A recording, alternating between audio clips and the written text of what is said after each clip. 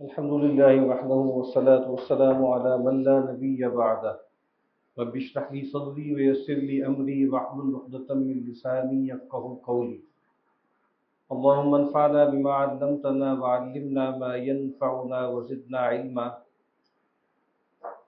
اللهم لا سهل إلا ما جعلته سهلا وأنت تجعل الحزن إذا شئت سهلا آمین یا رب العالمین۔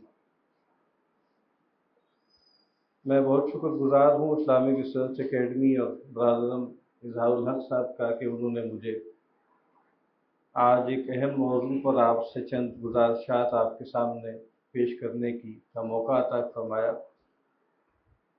یہ جو موضوع ہے یہ اصل میں پورے گویا ایک سلسلہ محاضرات کا موضوع ہے،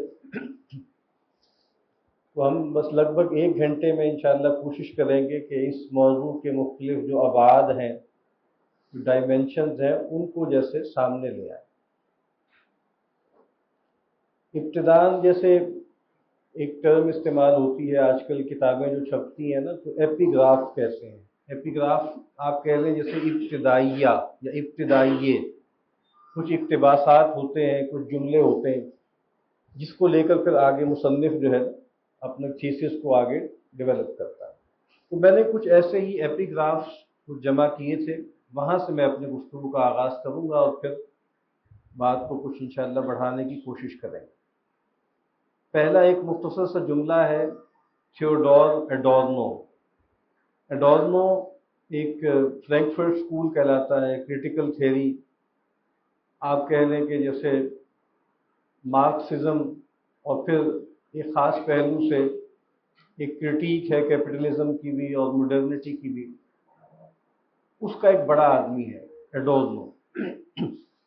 اس کا ایک جملہ ہے، وہ کہتے ہیں modernity is a qualitative not a chronological category. Modernity کوئی کرونولوجیکل کیٹیگری نہیں ہے، یعنی جدیدیت بمانی پہلے بعد، ٹھیک ہے نا، یہ ایک کوالٹیٹیو کیٹیگری ہے، نارمیٹیو کیٹیگری، یعنی ایسا نہیں ہے کہ آپ کہیں پہلے اور بعد، ہر بعد والا زمانہ جدید ہوتا ہے اپنے ماقبل سے۔ کہا کہ نہیں، ایسا نہیں ہے، یہ کوئی تاریخی اعتبار سے، زمانی اعتبار سے ہم بات نہیں کر رہے، بلکہ یہاں اس کا ایک کانٹینٹ ہے، اس کا ایک محتوا ہے۔ دوسرا جملہ جو ہے وہ والٹر میگنولو کا ہے، یہ Latin American post colonial thinker ہے۔ وہ کہتے ہیں modernity is a European narrative that hides its darker side. اس کی کتاب کا نام بھی یہ ہے، the darker side of modernity. Modernity is a European narrative that hides its darker side, کولونیلٹی۔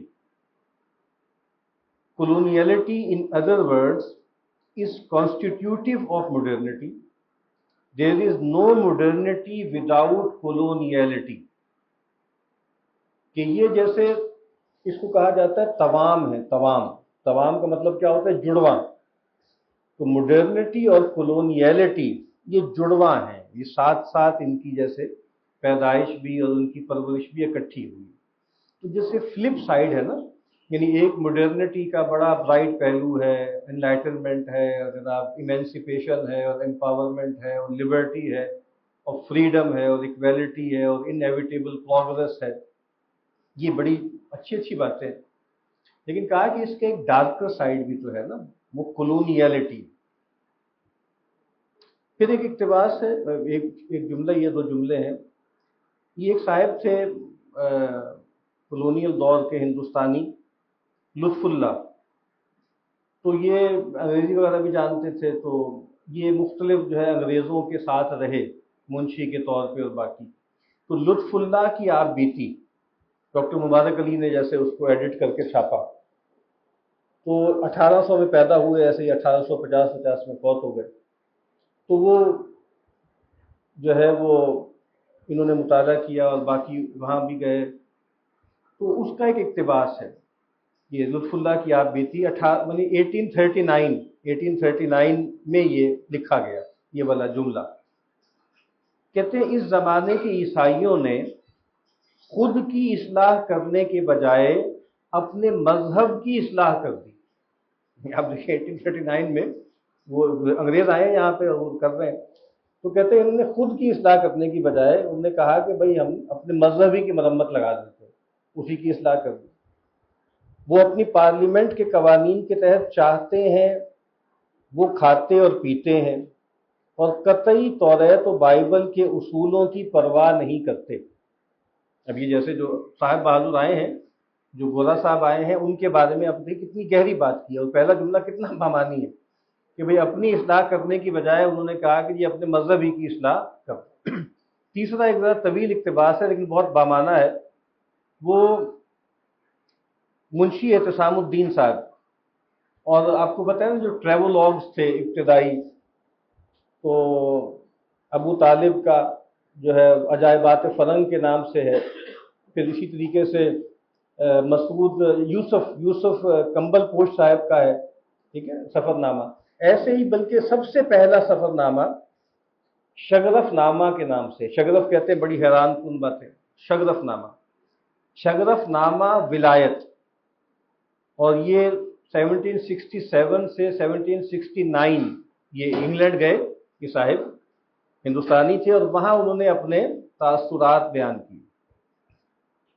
اچھا، اور جگہ جگہ وہ مطلب اہل فرانس کا ذکر کرتے ہیں، انگریزوں سے ان کو کمپیئر کہتے ہیں، تو کہتے ہیں اہل فرانس وغیرہ اتوار اور بدھ کو روزہ رکھتے ہیں، دودھ اور چاول کے علاوہ شراب، گوشت اور روٹی وغیرہ نہیں کھاتے۔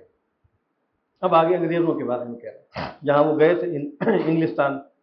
انگریز روزہ اور ریاضت سے تعلق نہیں رکھتے، وہ کہتے ہیں کہ خداوند کریم نے انسان کو صرف دنیاوی آرائش کے لیے پیدا کیا ہے، کہ عمدہ عمدہ عمارتیں تیار کرے، زراعت کرے، ایجادات کرے، صنعت دکھائے، علم و ہنر حاصل کرے، جس سے عقل اور سمجھ میں ترقی ہو، اس سے معاش حاصل کرے اور اپنی ریاست و مملکت کی حفاظت بخوبی کرے، اللہ کے بندوں کی حفاظت کرے، اعلیٰ درجے کی پوشاک پہنے، لذیذ غذا کھائے، یہ سب کر کے اللہ کا شکر ادا کیا کرے، اور روزنامچہ میں درج کرتا رہے کہ آج کیا کام کیا اور کل کیا کروں گا، کیونکہ اللہ تعالیٰ قیامت کے دن جو جو حساب کتاب لے گا کہ تم دنیا میں اتنے دن رہے تو تم نے کیا کام کیا۔ اس لیے وہ لوگ جنہوں نے دنیا میں ماں سوائے کھانے پینے اور سونے کے کچھ کام نہیں کیا اور کاہلی اختیار کی ہے، وہ عذاب میں گرفتار ہوں گے۔ ایسی حالت میں اگر سب لوگ نماز، روزہ اور ریاضت میں مصروف ہو جائیں گے تو فاقہ کشی کی وجہ سے کمزور ہو جائیں گے، نہ تو ان سے کوئی محنت کا کام ہوگا اور نہ بھاری بوجھ اٹھا سکیں گے، وہ بڑی بڑی مہم انجام دینے سے قاصر رہیں گے، اعضائے انسانی کمزور اور بیمار پڑ جائیں گے، اور دنیا کے کاموں میں کوتاہی ہوگی۔ ایسی حالت میں ان میں دشمنوں کو رفع کرنے کی قوت نہیں رہے گی، بلکہ دشمن کا لشکر ان کو کچل دے گا، تمام مخلوق ایک پریشانی اور ابتری میں پڑ جائے گا۔ یعنی یہ جو بیانیہ ہے، آگے بھی کچھ جملے ہیں، یہ وہ جو ایک پروٹیسٹنٹ ایتھکس ہے نا، جو میکس ویبر نے کہا تھا کہ مڈرنٹی، کیپٹلزم جو ہے اس کی پیدائش ہوئی ہے پروٹیسٹنٹ ایتھکس کے ذریعے۔ اب آپ دیکھیں نا اس کا بیان، یعنی وہ 1767 میں جا کے انگریزوں کو جو دیکھ رہا ہے تو بالکل وہ بیان ہے جو اس نے کہا تھا ورک ایتھکس۔ اور نائل فرگوسن کی بھی ایک کتاب ہے نا کہ جو سویلائزیشن کے نام سے، کہ 6 کلر ایپس، یعنی جو آپ کہیں کہ ویسٹ کی یا مڈرنٹی کی 6 کلر ایپس کیا ہیں، ان میں سے ایک یہ بھی ہے، پروٹیسٹنٹ ورک ایتھکس، جس نے مغرب کو مغرب بنایا۔ اگرچہ انگریز جیسا کہ لکھا گیا ہے کہ اپنے دین و مذہب پر مستقل ہیں، لیکن دوسرے ملک والوں کی طرح بلا سمجھے ہوئے کسی بات پر اعتقاد نہیں رکھتے، کیونکہ انگریزی شریعت کا زور ہے، اس لیے اس سے بظاہر کچھ اختلاف نہیں کرتے، چونکہ وہ عقل کو بزرگوں کے قول و فعل پر ترجیح دیتے ہیں، عقل کو بزرگوں کے قول و فعل پر ترجیح دیتے ہیں۔ اس لیے بہت سے لوگ دہریہ ہو گئے ہیں اور حشر و نشر، عذاب و ثواب، بہشت و دوزخ کے قائل نہیں، بلکہ اللہ تعالیٰ پر بھی اعتقاد نہیں رکھتے۔ کہتے ہیں کہ دنیا اور سب چیزیں خود بخود پیدا ہو گئیں، اور مرد اور عورتیں درختوں کے پتوں کی طرح نکلتے ہیں، سوکھتے ہیں، گرتے ہیں، پھر پیدا ہوتے ہیں۔ حضرت عیسیٰ اور انجیل پر بھی کچھ ایمان نہیں رکھتے، کہتے ہیں کہ وہ بھی آدمی ہے اور ہم بھی حضرت آدم کی اولاد ہیں، نعوذ باللہ، سب کہلا کے آخر میں نعوذ باللہ۔ تو یہ میں ایک تو اس اقتباس سے یہ بتانا چاہ رہا ہوں کہ جو پروٹیسٹنٹ ورک ایتھکس تھی نا، کہ بھائی خدا کو کیا چاہیے، خدا تم سے کام چاہتا ہے، محنت چاہتا ہے، ریاضت چاہتا ہے، اور وہ جو کیلوین کا تصور تھا پری ڈیسٹینیشن کا، کہ بھائی ہر ایک کے بارے میں پہلے سے متعین ہے کہ بھائی وہ جنتی ہے جہنمی ہے، ٹھیک ہے، وہ ڈومڈ ہے یا وہ سیلویشن پالے گا۔ تو اب سوال یہ پیدا ہوتا ہے کہ میرے بارے میں خدا نے جو فیصلہ کر رکھا ہے کہ بھائی میں جنتی ہوں یا جہنمی ہوں، تو یہ مجھے کیسے پتہ لگے گا؟ تو انہوں نے کہا کہ بھائی جو دنیا میں کامیاب ہے، دنیا میں فلرش کر رہا ہے، دنیا میں کچھ کنٹریبیوشن کر رہا ہے، وہ آخرت میں بھی کامیاب ہوگا، اور جو دنیا میں ناکام ہے وہ آخرت میں بھی ناکام۔ تو گویا جیسے کام کرنا اور پیسے کمانا یہ ایک ریلیجس ووکیشن ہے، یہ کوئی گھٹیا کام نہیں، کیونکہ آپ کو پتہ سیدنا مسیح علیہ السلام ان کا رول ماڈل ہیں، ان کے لیے اسوہ و قدوہ کیا ہے، ان کے لیے تو معاذ اللہ خدا ہے نا، گاڈ انکارنیٹ ہے۔ اب ان کی زندگی تو زاہدانہ تھی بالکل۔ ڈی ایچ لارنس نے بڑا جملہ لکھا ہے ایک جگہ پہ کہ سیدنا مسیح علیہ السلام نے ساری زندگی دو چیزوں کو ہاتھ نہیں لگایا، ایک عورت کو اور ایک پیسے کو، جدید مغرب اس کا کفارہ ادا کر رہا ہے، یعنی وہ جو ان سے ان کے یہاں کمی رہ گئی تھی اس کی وہ تلافی کر رہا ہے۔ اب ان کے ہاں تو دیکھیں آئیڈیل آدمی کون ہوتا ہے، جو فروگل لائف گزارتا ہے، زاہدانہ زندگی بسر کرتا ہے، تو پھر وہاں کیپٹلزم کیسے پیدا ہو گیا؟ وہ ایسے پیدا ہو گیا، یہ ٹرن ایک خاص طرح کا ہوا کہ جسٹیفائی ہو گیا کہ بھئی ٹھیک ہے کہ اس کے لیے کیا جائے اور اللہ کے لیے کمایا جائے اور تقسیم کر دیا جائے۔ اب ظاہر جب آپ کمائیں گے تو شروع میں تو ذکر ہوگا اللہ کا، آخرت کا اور بھائی بندوں کا، لیکن کچھ دیر بعد تو پھر وہ سرمایہ دارانہ ذہنیت جو ہے وہ آپ پہ غالب آ جائے گی۔ تو یہ بھی یعنی استعمار کے دور میں ہمارے ہاں جو اسلامی جدیدیت آئی ہے اس کے اندر بھی یہ تھیم آپ کو نظر آئے۔ یہاں میں نے لکھا ہوا تھا، یہاں ایک تھنکر نے کہا تھا، اس نے امریکن ٹینز کی جو ہے مذہبی رویوں کو دیکھا، اور پھر اس کے بعد انہوں نے کہا کہ جو امریکن ٹینز ہیں ان کا جو مذہب ہے اس کا نام کیا ہے؟ تھیراپیوٹک مورلسٹک ڈیزم، کہ خدا ہم سے یہ چاہتا ہے کہ ہم اچھے بچے بن کے رہیں، خوب کمائی کریں، مزے سے رہیں، خوب اچھی طرح رہیں، لوگوں کا خیال رکھیں، باقی خدا کو کوئی عبادات وغیرہ سے اور باقی چیزوں سے، ریاضتوں سے کوئی تعلق نہیں۔ تو یہ جو آپ کو نا کرسچینٹی میں، ایونجلیکلزم میں، پروٹیسٹنٹزم میں health and wealth gospel, prosperity gospel, ٹھیک ہے نا، وہ اس طرح کی جو چیزیں آئی ہیں، تو یہ میں بتا رہا ہوں کہ ہمارے ہاں جو اس کو ہم فکر اسلامی کہہ رہے ہیں، جدیدیت کہہ رہے ہیں، اس میں بھی یہ باتیں بہت آئیں کہ اصل میں تو بھائی دنیا میں آگے جانا ہے اور دنیا میں ترقی کرنی ہے وغیرہ۔ پھر میکالے کا جملہ ہے، بہت ہی مشہور ہے، زبان زد عام ہے، کہ ہمیں ایک ایسا طبقہ وجود میں لانا ہے جو رنگ و نسل کے لحاظ سے تو ہندوستانی ہو لیکن ذوق اور اخلاق اور فہم و فراست کے اعتبار سے انگریز ہو۔ ڈبلیو ہنٹر کی کتاب ہے ہندوستانی مسلمان، جو اس کی کتاب ہے، اس میں وہ کہتا ہے کوئی نوجوان آدمی خواہ وہ ہندو ہو یا مسلمان ہمارے اینگلو انڈین اسکولوں سے جب نکلتا ہے تو اپنے آبائی اعتقادات پر بے یقینی سیکھ چکا ہوتا ہے۔ وہ جو اقبال نے کہا تھا، ہم تو سمجھے تھے کہ لائے گی فراغت تعلیم، کیا خبر تھی کہ چلا آئے گا الحاد بھی ساتھ، ٹھیک ہے۔ ایشیا کے فراواں تخیلی مذاہب کا جب مغربی سائنس کی سرد حقیقتوں سے ہوتا ہے تو وہ خشک بیت میں سکڑ کر رہ جاتا ہے۔ یعنی ایک طرف جو ہے وہ رومانٹسزم ہے اور عاطفہ ہے اور جذبات ہے اور شاعری ہے اور خطابت ہے، اور ایک طرف ٹھوس آبجیکٹو سائنس ہے، ٹھیک ہے۔ تو وہ جیسے جب ان کا ٹاکرا ہوتا ہے تو وہ بالکل جیسے آپ کہیں کہ سکڑ کے رہ جاتے ہیں۔ ڈپٹی نذیر احمد صاحب کا ایک مضمون ہے دلی کے مسلمانوں کی سوسائٹی، کہتے ہیں یہ تو ممکن ہی نہیں کہ آدمی مشن سکول میں نہ ہی کہیں بھی انگریزی پڑھے اور اس کے خیالات ویسے کے ویسے رہیں، یعنی ہو نہیں سکتا، ٹھیک ہے۔ تو یہ ہوا ہے، اقبال نے کہا تھا نا کہ تعلیم کے تیزاب میں ڈال اس کی خودی کو، ہو جائے ملائم تو جدھر چاہے ادھر پھر، اور تاثیر میں اکسیر سے بڑھ کر ہے یہ تیزاب، اور مٹی کا حمالہ، سونے کا حمالہ ہو تو مٹی کا ہے ایک ڈھیر، اس طریقے سے وہ کر دیتے۔ تو جو میٹامورفسس ہے، تو کہا کہ تعلیم کے ذریعے یہ سب ہو رہا ہے۔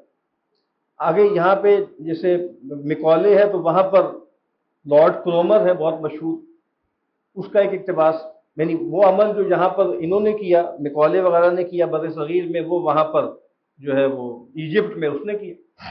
وہ کہتا ہے it is absurd to suppose Europe will look on as passive spectator whilst the retrograde government based on purely Muhammadan principles and Oriental ideas, i.e. Islam, is established in Egypt. یہ کیسے ہو سکتا ہے کہ بھئی یہ ایک روشن خیال قوت یہاں پر غالب ہوئی ہے اور ایک بالکل رجعت پسند اور بالکل پرانی طرز کی چیزیں چلتی رہیں. The material interest at stake are too important. اب آگے جملہ سنیے. The new generation of Egyptians has to be persuaded or forced into imbibing the true spirit of Western civilization. ان کو یہ اختیار کرنا ہے. رجھائیں گے, رجھا کر مان جائیں, نہیں تو پھر ہم ان کو زور زبردستی میں ان کے ساتھ کریں گے. یعنی جیسے کہ مطلب کیونکہ یہ وہ جو سویلائزنگ مشن کا تصور تھا کہ یہ چھوٹے کاکے ہیں, بچے ہیں, ان کو اپنے مصلحت کا, اپنے مفادات کا نہیں پتہ, تو بچے تو ایسے ہی کرتے رہتے ہیں خرمستیاں. تو ہم بڑوں کو چاہیے نا کہ بڑے ان کی دیکھ ریکھ کریں, ان کو تہذیب سکھائیں, ان کو مہذب بنائیں. ایک اور اقتباس ہے, the position of women in Egypt and Muhammadan countries generally is therefore a fatal obstacle to the attainment of that elevation of thought and character which should accompany the introduction of Western civilization. ابھی میں کل بھی میں ذکر کر رہا تھا, میں ابھی آتے ہوئے W.C. اسمتھ کی کتاب ہے ماڈرن اسلام ان انڈیا, اس کو میں پڑھ رہا تھا جہاز میں. تو علامہ اقبال پہ وہ بہت دلچسپ لکھا ہے انہوں نے, اور وہ اسمتھ لگتا ہے کہ سوشلسٹ نظریات کا حامل تھا. انہوں نے کہا کہ بہت اچھا کیا کہ کیپٹلزم پہ بڑی اچھی تنقید کی, لیکن اس کے بعد پھر سوشلزم کو بھی لگیت دیا اور ایک خاص طرح کا رومانٹسزم اور فاشزم کی طرف وہ چلے گئے. اور پھر کہا کہ 51% آبادی اقبال کی مخاطبی نہیں, اور وہ جو سارا وہ باقاعدہ بتایا ہے, وہ جو ہے نا اسرار خودی میں ہے نا کہ خودی کے 4 مراتب ہم بچپن سے پڑھتے آ رہے ہیں, اور پہلے جو ہے وہ انسان اپنی خودی کو بیدار کرے, پھر نیابت الہی, پھر اطاعت اور فلاں ڈھما. وہ کہا کہ یہ سب مردوں کے لیے, اور خودی اس کا سارا قصہ اقبال جب بیان کر رہا نا تو عورتیں اس کے ذہن میں نہیں تھی. یہ ایک بڑا مسئلہ ہے نا. وہ سر سید کے جو خیالات تھے, جو اکبر کے خیالات تھے, وہ آپ پہ واضح, ان کا کہنا تھا کہ اقبال بھی وہیں پہ کھڑے ہوئے. اقبال کا بھی خیال تھا کہ یہ سب ساری باتیں جو ہیں وہ مردوں ہی کے لیے ہیں, اور یہ خودی وودی کی باتیں بھی جو ہیں وہ سب انہی کے لیے ہیں, عورتیں تو سب سبزیئنٹ ہیں, وہ تو ان کے ماتحت رہیں گی. تو یہاں پر بھی وہ یہی کہہ رہا. اب یہ جو تصور ہے کہ بھئی ہم کالونائز ہو گئے, اور مالک بن نبی نے اس کا ایک مضمون ہے, ان کا مضمون ایک ہے, اس میں انہوں نے لکھا ہے ڈیڈ اینڈ ڈیڈلی آئیڈیاز, کہ ایک طرف ہمارے نظریات تھے وہ بالکل پجمردہ ہو گئے, ان میں جان نہیں رہی, بانج ہو گئے, اور دوسری طرف جو خارج سے آ رہے تھے وہ ڈیڈلی تھے. یعنی عجیب مسئلہ ہے نا کہ اپنی جو روایت ہے وہ بالکل مرجھا گئی ہے, اس میں کوئی دم بم ہے نہیں, اور جو باہر سے آ رہا ہے وہ فیٹل ہے. ٹھیک ہے, تو وہ جو فیض صاحب نے کہا تھا نا, گھر رہی ہے تو ویرانی دل کھانے کو آوے, اور رہ چلیے تو ہر گام پہ غوغائے سگاں ہے. سمجھ میں نہیں آ رہی کیا کرے, اپنی روایت کو تھامے رکھیں تو سسٹیننس ممکن نہیں ہے, ادھر جائیں تو مر جائیں گے. وہ اکبر نے کہا نا کہ حواس مختل, سمجھ پریشاں, عمل میں سستی, قدم میں لغزش, کبھی کوئی شوق رہنما ہے, کبھی کوئی پالیسی ہے غالب, میرے مشاغل کی کچھ نہ پوچھو کہ میں ہوں دور فلک میں اکبر. اب چوتھا مصرع سنیے, وہ جو فریگمنٹڈ سیلف ہے نا, ڈیوائیڈڈ سیلف, کہتے ہیں میرے مشاغل کی کچھ نہ پوچھو کہ میں ہوں دور فلک میں اکبر, مقیم دیر و مرید شیخ و اسیر قانون و محو مغرب. یہ کتنی میری آئیڈینٹی سپلٹ ہو گئی. رہتا میں ایک بت کدے میں ہوں ہندوستان میں, ٹھیک ہے, اور شیخ کا مرید بھی ہوں, سلسلے میں بھی ہوں, اور اسیر قانون, ایک قانون ہے جو ہیجمونک ہے. یعنی انگریز کے آنے کے بعد پہلی مرتبہ ایک جرم قرار پایا کہ یہ جو ہے وہ آوارہ گردی کرتے ہوئے پکڑے گئے. تو لوگ کہیں بازو لہرا کر جا رہے ہیں, اردو کر رہے ہیں, آپ کون ہوئے, کیا چکر کے آوارہ گردی میں محفوظ ہو گئے. تو مطلب اتنے زیادہ قوانین ہیں, ہر بات پہ قانون ہے. تو وہ انہوں نے کہا کہ بھائی ایک, اور پھر یہ ہے کہ بھائی محو مغرب, یہ بہت اہم بات کہ وہ جو ایک ایمبیولنس ہے نا, ایک جو دو جذبیت ہے, اور ایک جس کو دوہرا شعور بھی کہا جاتا ہے, ڈبل کانشسنس, وہ پایا جاتا ہے کہ بھائی وہ کچھ ان سے نکارت بھی ہے لیکن دل مائل بھی بہت ہو رہا ہے, جو آج تک ہمارے یہاں چل رہا ہے کہ بھائی وحشت بھی ہو رہی ہے, یہ غزہ میں کیا ہو رہا ہے, یہ ہو رہا ہے, وہ ہو رہا ہے, لیکن آج کے دن بھی سروے کروا لیجئے آپ تو بگ ٹوٹ وہاں بھاگنے کو تیار ہے. اور اب کیا اسکیپ گوٹ نکالا ہے کہ وہ اصل میں وہاں کی حکومتیں وغیرہ گندے لوگ ہیں، عوام تو بہت بہت اچھے ہیں، ان سے زیادہ انسانیت تو کوئی نہیں۔ اور پھر سب سے بڑے مظاہرے تو وہیں پہ ہوئے، وہ مظاہرے پکڑ کے وہ اس پہ یعنی ان کی جو ثنا خان تقدیس مغرب جو ہے ان کی ثنا خانی میں کوئی فرق نہیں آ رہا، بالکل الحمدللہ کہیں نہ کہیں سے پوچھا ووچا مار کے اس پہ صفائی فائی کر کے کہ نہیں کوئی مسئلہ نہیں ہے، مطلب ہو جاتا ہے ایسے بھی، لوگوں سے غلط فہمی بھی تو ہو جاتی ہے لوگوں، ویسے بہت بھلے بھلے لوگ ہیں، بہت اچھے لوگ۔ تو یہ جو اسیر جو ہے نا کہ محو مغرب، تو محو مغرب ہم آج تک ہیں۔ پھر وہ کہتے ہیں کہ یہ جو ایک دبدھا ہے نا کہ تدبیر کریں تو اس میں ناکامی ہو، تقدیر کا نام لیں تو بدنامی ہو، القصہ عجب زیک میں ہے ہندی، یورپ کا خدا ہے جو حامی، کہاں ہے جو حامی ہو، زیک میں ہے۔ اور وہ کیا اچھا جملہ ہے کہ اگر آپ اپنی روایت پہ کھڑے ہوں تو کیا ہوگا، اور صاحب بہادر کی بات مان لیں تو کیا ہوگا۔ کہتے ہیں بے گزٹ ہو کے جو چلیے تو محلے میں حقیر، گزٹ کیا ہے، گزٹ ہے جس میں سرکاری ملازمین ہیں ان کی جاب وغیرہ آئی ہوئی، تو کہا کہ بے گزٹ ہو کے جو چلیے تو محلے میں حقیر، کون سا ہے کیا ہے، بی اے کیا آپ نے، کلرک ہیں آپ، کہیں کہیں منشی ہیں، کہیں کچھ آپ لگے ہوئے ہیں، تو آپ کی کوئی ورک نہیں ہے۔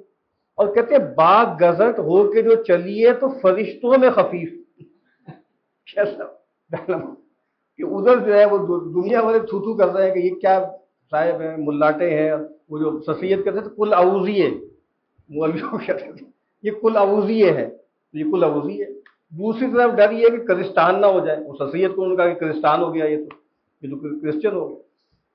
تو بعد تو اور پھر حالت اتنی خراب ہو گئی تھی، کیا خوبصورت شعر ہے، میں نے پچھلے دنوں پڑھا اکبر کا، سبحان اللہ، کہتے ہیں بعد مردن کچھ نہیں یہ فلسفہ مردود ہے، کہ لائف آفٹر ڈیتھ ویتھ کوئی نہیں ہے، بس فنا ہے، زندگی کیا ہے عناصر میں ظہور ترتیب، موت کیا ہے یعنی اجزاء کا پریشان ہونا۔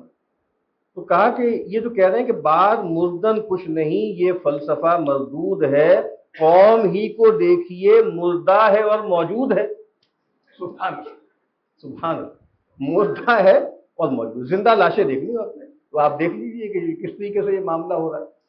اور اگر آپ ابھی مولانا سید ابو العلا مودودی علیہ رحمہ، انہوں نے ان کا ایک مضمون ہے علامہ عنایت اللہ مشرقی صاحب کے اور خاکسار تحریک کی، وہ کبھی پڑھ کے دیکھیے، کہ انہوں نے کہا ہے کہ بھئی وہ قوم کس کار مذلت میں گر گئی، کس پستی میں گر گئی کہ جہاں اس طرح کے نمونے پیدا ہو رہے ہیں، اس طرح کے لیڈر پیدا ہو رہے ہیں، یعنی کیا کیا انہوں نے بونگیاں نہیں ماری، لیکن آپ دیکھیے اچھا خاصا مجمع اکٹھا کر لیے، ایک ہلہ گلا، تو بہت مولانا بہت مایوسی کو انہوں نے اظہار کیا ہے کہ کیا بنے گا اس قوم کا، کہ جہاں اس طرح کے لوگ اتنی فالوئنگ پیدا کرنے اور اتنا جو ہے وہ شور و شراب پیدا کرنے۔ تو اب یہ جو تصور ہے نا کہ بھئی ہم بہت پیچھے رہ گئے، پچھڑ گئے، سی ایس لوئس کی ایک آرٹیکل ہے گاڈ ان دا ڈاک، مغرب والوں نے خدا کو کٹہرے میں کھڑا کر دیا۔ تو ہم نے، ہمارے ہاں کیا ہوا کہ ہم نے جیسے امت اور اس کی پوری تاریخ کو کٹہرے میں کھڑا کر دیا کہ بھئی ہمارے ساتھ یہ کیوں ہوا، یہ کیا واردات ہوئی۔ اب کسی پہ تو ہمارے یہاں کہتے ہیں نا ملبہ ڈالنا ہے، یا کسی پہ تو مدعا ڈالنا ہے نا، تو اب مدعا کس پہ ڈالیں، تو پھر روایت پہ ڈال دیا۔ اور آپ دیکھیں نا کہ یہ جملے ہمارے یہاں جون ایلیا صاحب، پتہ نہیں اس طرح کا جملہ بڑا مشہور ہے کہ ہم پتہ نہیں 1000 سال سے تاریخ کے دسترخوان پر بیٹھے حرام خوری کر رہے ہیں، یا اس طرح کے جملے، مطلب سید احمد خان سے لے کے راشد شاہ صاحب تک اور غامدی صاحب تک ایک ہی رٹا آپ سنیں گے کہ بھئی ہم سے یہ انلائٹنمنٹ کیوں چھوٹ گئی، ہمارے یہاں نشت ثانیہ کیوں نہیں ہوئی، ہم کیوں نہیں جو ہے روشن خیال ہو سکے، ہوا کیا، واردات کیا ہوئی ہمارے ساتھ۔ تو اسی وجہ سے پھر آپ کو پتہ ہے نا کہ پھر ایک عروج و زوال کے تجزیے شروع ہوئے، امیر شکیب ارسلان سے شروع ہوئے کہ لماذا جو ہے تأخر المسلمون و لماذا تقدم غیرهم، کیا ہوا کیا ہوا کیا ہوا۔ تو ظاہر ہے کہ ایک احساس تو ہے نا کہ بھئی ہم سے کچھ چلا گیا، ہم سے کچھ کھویا گیا۔ ابھی میرا خیال ہے 14 جون کو فادرز ڈے منایا جاتا ہے، تو کچھ سال پہلے فادرز ڈے پہ ایک میرا خیال ہے وہاں ریزیڈنٹ ایڈیٹر ہیں ڈان کے اشر رحمان صاحب، انہوں نے اپنے کہیں فیس بک پہ بہت اچھا جملہ لکھا۔ اب ہوتا کیا ہے کہ جب بھی جو ہے وہ فادرز ڈے ہوتا ہے تو ہر آدمی اپنے والد محترم کے فضائل، اور ہمارے ابا ایسے تھے اور ویسے تھے اور فلاں تھے اور ڈماں تھے، بہت عظیم، جیسے لارجر دین لائف ان کو بنا کے بتاتا ہے۔ تو انہوں نے بہت خوبصورت جملہ لکھا تھا، پنجابی میں تھا، میں پہلے پڑھ دوں پھر ترجمہ کر دوں۔ کہتے ہیں یہ سب دے ابے ایڈے ودیا سن تے پھر ہویا کی ہے؟ یعنی اگر سب کے والد محترم اتنے عظیم تھے تو یہ ہمارا ہوا کیا ہے؟ یعنی یہ کیا ہوا ہے بھائی؟ یہ کس طرح ہوا ہے؟ ہمارے یہاں ایک لطیفہ ہے، وہ تھوڑا سا مطلب اتنا مستدل تو نہیں ہے، لیکن بات وہ ہے کہ جناب یہ زرداری صاحب کو بھی کلین چٹ مل گئی، میاں بلازان کو بھی، سب کو بھی، سب بہت بھلے لوگ ہیں اور بالکل پاک صاف لوگ ہیں۔ تو وہ مطلب یہ ہے کہ بھئی اگر یہ بھی نیک لوگ ہیں، یہ بھی ولی اللہ ہے، تو کیا پھر پاکستانی خزانے کو جو ہے وہ صبا ایزی لوڈ والی جو ہے خالی کر دی؟ میری سوال یہ پیدا ہو گیا کہ یہ سب جو ہے یہ تو بالکل جیسے اللہ والے لوگ ہیں، انہوں نے تو کچھ نہیں کیا، تو پھر پتہ نہیں خزانہ کیسے خالی ہو گیا، اتنے اربوں خرچوں روپے کہاں سے کھائے گئے؟ تو یہی سوال پھر پیدا ہوا کہ ہیں آج کو ذلیل کے کل تک نہ تھی پسند، گستاخی فرشتہ ہماری جناب میں۔ تو یہ پھر ایک ڈیلیما پیدا ہوا۔ اب یہاں سے میں جیسے کہنا چاہ رہا ہوں کہ یہاں سے پھر ایک سوالات شروع ہوئے کہ بھئی کیا ہوا، کیوں ہوا، کیا سبب ہوئے۔ پھر ایک تو یہ ہے کہ بھئی ہم نے اپنی روایت کو چھوڑ دیا، ہم نے اپنے علم کو چھوڑ دیا، تو اس وجہ سے ہم ذلیل ہو گئے۔ کچھ لوگوں نے کہا کہ نہیں، یہ جو دنیا میں ترقی اور غلبے کے اصول تھے وہ تو قرآن مجید میں بیان ہوئے تھے، قرآن نے دیے تھے، سائنس وغیرہ بھی قرآن نے آ کر دی ہے دنیا کو، انڈکٹیو ریزننگ بھی قرآن نے دی ہے آ کے۔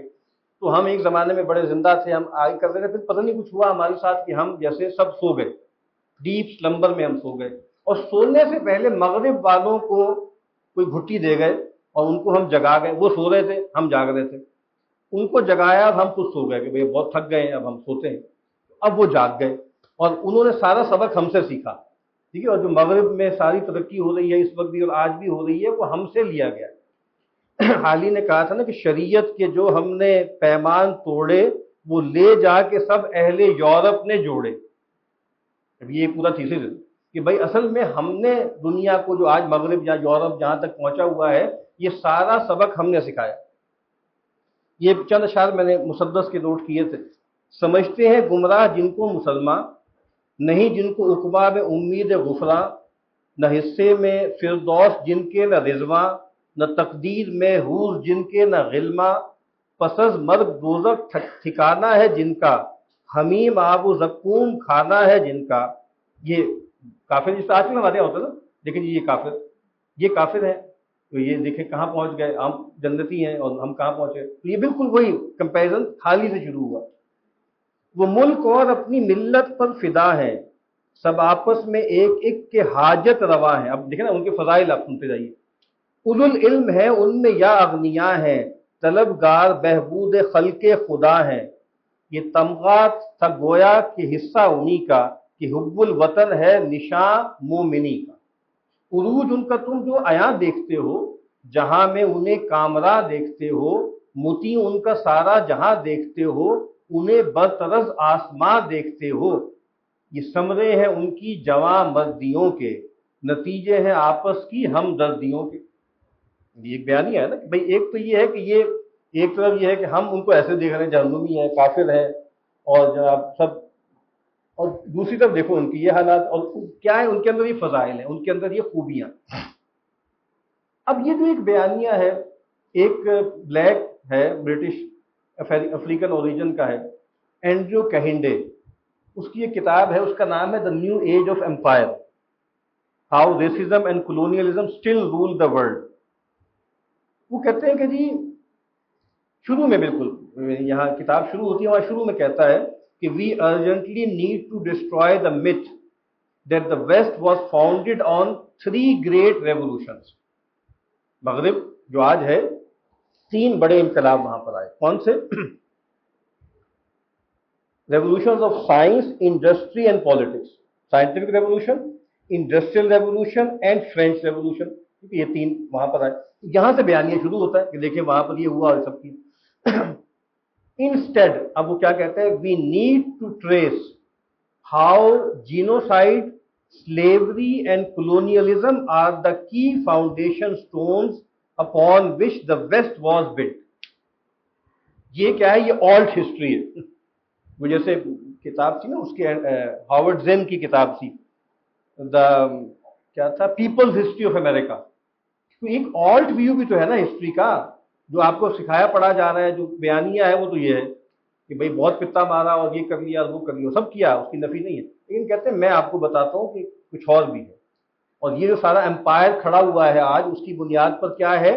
ایک طرف جو ہے وہ نسل کشی ہے جو آج بھی اس وقت غزہ میں جاری ہے، جینوسائیڈ ہے. دوسری طرف کیا؟ سلیوری. کبھی پڑھ کے دیکھیے، دیکھیں سلیوز کا تصور اسلام میں بھی تھا اور روایتوں میں بھی تھا، وہ بالکل پرسنل نوعیت کا تھا. یہ سلیوز کو کموڈٹی بنا کے ان کے ذریعے لاکھوں کی تعداد میں لا کے پلانٹیشن کروا کے ایک پورا پروسیس کرنا، یہ دنیا میں اس سے پہلے کبھی نہیں ہوا. ان لوگوں کو پکڑ پکڑ کے لکھا ہے، ایک علاقے کو خطا کیا اور آپ جو ہے وہ جہاز بھر بھر کے آپ نے وہاں شفٹ کیے. یہ دنیا میں کبھی بھی نہیں ہوا. تو یہ والی سلیوری انہوں نے ختم کر دی، بہت اچھا کیا ختم کر دی. تو ہمارے ہاں کیا، بلکہ دنیا کی کسی مذہبی روایت میں یہ والی سلیوری نہیں تھی. یہ خلط مبس لوگ کرتے ہیں. تو میں یہ عرض کر رہا ہوں کہ یہ سلیوری. اور تیسری چیز کیا ہے؟ کلونیلزم، لوٹ مار کی ہے. تو بھائی آپ یہ جو پولے منہ سے آپ پوچھ رہے ہیں کہ بھائی ہم نے کیوں نہیں ترقی کی، وہ کیوں آگے نکل گئے، تو ہم بتاتے ہیں نا آپ کو انہوں نے ترقی کیوں کی اور ہم نے کیوں نہیں کی. آج بھی افریقہ کے کئی ملک ان کی بنیاد پہ فرانس پل رہا ہے. گھانا سے یہاں وہاں سے اتنا سونا وہ لے کے جاتے ہیں، آج تک وہ تاوان دے رہے ہیں. مطلب وہ ویسٹ، ماڈرن ویسٹ اتنا زیادہ ترقی یافتہ نہیں رہ سکتا اگر آج بھی وہ پلنڈرنگ چھوڑ دے، اگر آج بھی وہ ایکسپلائٹیشن چھوڑ دے. لیکن ہماری جیسے ان کے اوپر صدقے واری جانا ختم ہی نہیں ہوتا. تو یہ بھی تو کوئی پہلو ہے نا مغرب کے، کبھی سامنے تو لائیے نا. اب دیکھیں یہ جو سب غزہ وزہ میں ہوا، کلی کھل گئی، یہ ہو گیا، اب کلی کھلی ہے یار. اسی جگہ پہ اسی ادارے میں ایک مسجد درویش نے ایک کام شروع کیا تھا، 35 سال سے بزرگ اور ان کے شاگرد یہ سب باتیں آپ کو بتا رہے ہیں، کسی کی سمجھ میں آج تک بھی نہیں آ رہی. وہ بتا رہے تھے نا، مودودی صاحب علیہ رحمہ کا بتا رہے تھے، جو انہوں نے کہا تھا کہ یہ شجر خبیثہ ہے، یہ تخم خبیث ہے. لیکن دیکھیں ان دیوانوں کی بات آج تک لوگوں کی سمجھ میں نہیں آ رہی. اب لگتا ہے کہ جیسے ایک دم کوئی دھماکہ ہو گیا. اور آج آپ پر کھلا ہے ان کی روشن خیالی، ان کا ہیومنزم. تو سوچنا چاہیے نا کہ بھئی آپ کے اندر بھی لوگ، وہ سلیم احمد نے کہا تھا کہ شاید کوئی بندہ خدا آئے، صحرا میں اذان دے رہا ہوں. صحرا میں اذان دیتے رہے لوگ، آج بھی دے رہے ہیں، لیکن آج بھی سننے کو تیار نہیں ان کی بات. وہ لگتا ہے کہ یہ پتہ نہیں کیا ہے، اور یہ کانسپریسی تھیورسٹ ہیں، یہ کیا فلاں ہے کہ ڈیمانڈ. تو بہرحال کہنے کا مطلب یہ ہے کہ اس پر غور کرنا چاہیے نا. اب یہ جو اب صورتحال پیدا ہو گئی، تو یہاں سے اب جیسے فکر اسلامی کی یہ ساری جہتیں ہیں. ایک بات یہ کہ فکر کا لفظ بھی بالکل نیا ہے. تو فکر اسلامی، دیکھیں تفکر کا لفظ تو موجود ہے، ٹھیک ہے، ایک آپ کہیں کہ فعلیت کے طور پہ کہ مجہول سے معلوم کی طرف سفر کرنا پرانی چیز ہے. لیکن الفکر الاسلامی یہ کوئی چیز ہوتی ہے، یہ اس سے ہم کوئی واقف نہیں تھے. بھائی علوم نبوت تھے، اس کے وارثین تھے، یہ فکر اسلامی کیا چیز ہوتی ہے؟ لیکن آپ دیکھیں کتنا عام ہے، چلا آ رہا ہے. ٹھیک ہے، تو ایک تو جیسے یہ ایک معاملہ ہوا نا کہ یہ ایک نئی چیز پیدا ہو گئی. اور تھاٹ، دیکھیں علامہ اقبال نے بھی یہی احتیاط کی نا، ایک سیفٹی ویلو لگا دیا. اگر وہ کہتے ریکنسٹرکشن آف اسلام تو بلوا ہو جاتا نا، اس سے تو بہت ہی اسکینڈلس بات ہوتی. انہوں نے کیا کہا؟ Reconstruction of religious thought in Islam. اب سید نذیر نیازی نے ان کے کہنے پہ ترجمہ کیا، انہوں نے دیکھا، اس کو اپروو کیا، ان کی زندگی میں ہوا. تو تشکیلات کیا ہے؟ تشکیلات الہیہ کی نہیں، تشکیل جدید، الہیہ کی تشکیل جدید، پر نہیں اس الہیہ سے پہلے کیا ہے؟ تو کہ الہیات کی تشکیل جدید، وہاں اور اس کو خطرناک کر دی، تھیولوجی کی بات ہو رہی ہے کہ تشکیل جدید کر دی. تو بہرحال میں یہ عرض کر رہا تھا کہ یہ وہاں پر یہ بات شروع ہوئی. یہاں پہ ایک خطبہ پڑھا تھا مولانا ابوالکلام آزاد علیہ رحمہ نے جمعیت علماء میں. تو وہاں اس کا عنوان کیا رکھا گیا؟ مسئلہ احیاء و تجدید امت. اب دیکھیں ایک سوال تو پیدا ہو چکا ہے نا کہ گر پڑے ہیں، گر گئے ہیں، دوبارہ سے کیسے اٹھانا ہے، کیسے ریکنسٹرکٹ کرنا ہے، ری بلڈ کرنا ہے، رینیساں کیسے ہو، ریجوینیشن کیسے ہو، ٹھیک ہے، ری برتھ کیسے ہو. اب وہ کہتے ہیں کہ 3 مذہب رہے اس میں. ایک مذہب ہے جسے میں اصلاح افرنگی سے موسوم کرتا ہوں. گزشتہ صدی یورپ کے تمدن و صنائع کی ظہور و اعلان کا عہد تھا. یورپ کی پستی نہایت تیزی کے ساتھ بلند ہو رہی ہے اور مشرق کی بلندی موجودہ پستی کی طرف اسی تیزی کے ساتھ گر رہی تھی. جب یورپ کے تمدن کا ہوش ربا جلوہ اسلامی ممالک کے سامنے بے نقاب ہوا تو 2 مختلف اثرات 2 مختلف جماعتوں میں مرتب ہوئے. غالب جماعت نے تو اپنی غفلت و جمود کی وجہ سے اس انقلاب و تغیر کی طرف نظر ہی نہ اٹھائی، لیکن ایک جماعت ارباب بینش و خبر کی بھی تھی جس نے فوراً تغیر احوال محسوس کیا. لیکن جیسا کہ طبیعت بشری کا خاصہ ہے، اپنی پستی و کمزوری اور جلوہ کی نظر فریبی اور ہوش ربائی کی وجہ سے، جس کو اقبال نے کہا گلٹرنگ ایکسٹیریئر آف دا ویسٹ، کیا ہوا؟ بأول نظر مرعوب و مسرور ہو گئی، اور مقابلہ و مقاومت کی جگہ تقلید و اطاعت کے جذبات اس میں پیدا ہو گئے۔ ان کو ہم ارلی ماڈرنسٹ کہتے ہیں۔ اس میں وہ کہتے ہیں سید احمد خان تھے، اور سلطان محمود خان اور فواد پاشا، ٹھیک ہے، اور مصر میں علی پاشا، اور تیونس میں خیر الدین تھے نا، ان کی جو کتاب ہے۔ تو اس طرح کے لوگ تھے۔ انہوں نے اصلاح و تغیر کے لیے صرف یورپ کی تقلید، علوم جدید کی ترویج، عادات و خصائل فرنگ کے خلق و شبہ، اور ان کے ذہنی اور علمی تعبد و اطاعت کو اساس کا جو ہے اساس یعنی اصلاح قرار پایا۔ یعنی یہ کون لوگ ہیں؟ یہ وہ لوگ ہیں جنہوں نے کہا کہ بس سب ٹھیک ہے، اس کی طرف جانا۔ اور آپ دیکھیں نا، مثال کے طور پہ حالی کے ہاں بھی آپ کو یہ ملتا ہے۔ انہوں نے کہا کہ صدا ایک ہی رخ نہیں ناؤ چلتی، چلو تم ادھر کو ہوا ہو جدھر کی، یہ جیسے موٹو تھا۔ شبلی کا ایک ان کی فارسی کا بھی آپ کو پتا ہے کہ ایک دیوان ہے، تو وہاں پہ ایک جگہ وہ کہتے ہیں کہ طریق مغربیاں گیر کے این طرز نبی، دل پذیرست و دل آویز و دل آرامند، طریق مغربی گیر، مغربیاں گیر۔